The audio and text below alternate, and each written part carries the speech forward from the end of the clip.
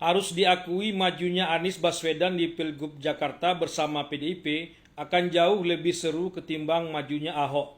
Kalau Ahok, perpindahan pemilih tak akan terlalu besar. Pemilih Ahok akan stagnan karena yang mengusungnya adalah PDIP juga. Tapi kalau Anies, perpindahan pemilihnya akan sangat besar karena Anies diusung oleh PDIP.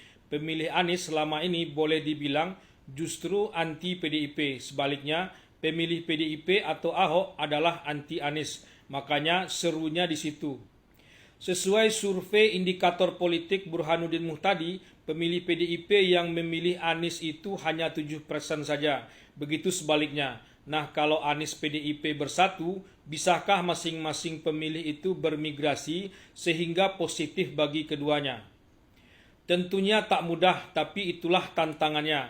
Anies boleh dibilang berjasa mencairkan politik yang terlalu ideologis setelah sebelumnya dimulai oleh Prabowo dan Jokowi dengan konteksnya masing-masing, politik pertemuan kepentingan semata.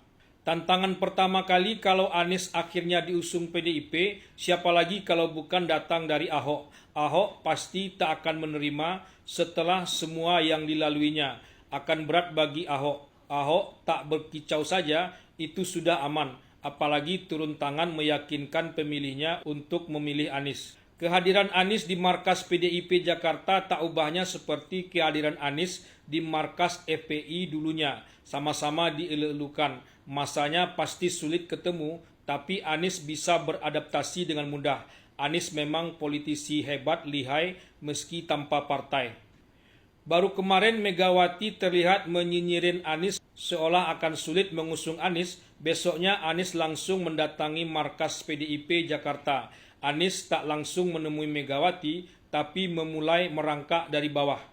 Anies sadar tidak saja dia yang membutuhkan PDIP, tapi PDIP juga membutuhkan dirinya. Ia salah kalau mendesak Megawati lewat tekanan massa. Megawati sudah kenyang dengan hal seperti itu. Megawati melunak karena tak ada pilihan lain. Justru karena tak berpartai sampai saat ini, itu menguntungkan Anies. Ia bebas melompat ke sana kemari tanpa beban. Ia diterima semua pihak. Saat Pilpres lalu, Anies dideklarasikan Nasdem dan sudah kayak kader Nasdem pula. Wajar saja Anies menolak dipakaikan baju PKS. Ia sadar suatu saat nanti tak akan bersama PKS. Terbukti saat ini bertandang ke markas PDIP dan harus memuji PDIP. Ia sedang menikmati hasil dengan sikapnya saat ini. Kendati sebelumnya menelan pil pahit, ia dipersalahkan karena tak berpartai itu.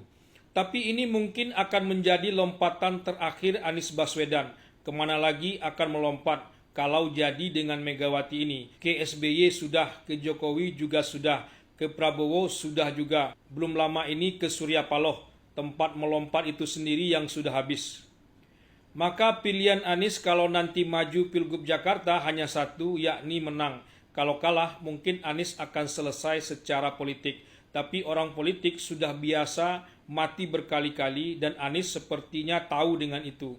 Jadi Anies pun tak terlihat punya beban untuk maju karena peluangnya masih terbuka. Tak ada yang menyangka, termasuk Anies sendiri, kalau akhirnya ia maju bersama PDIP.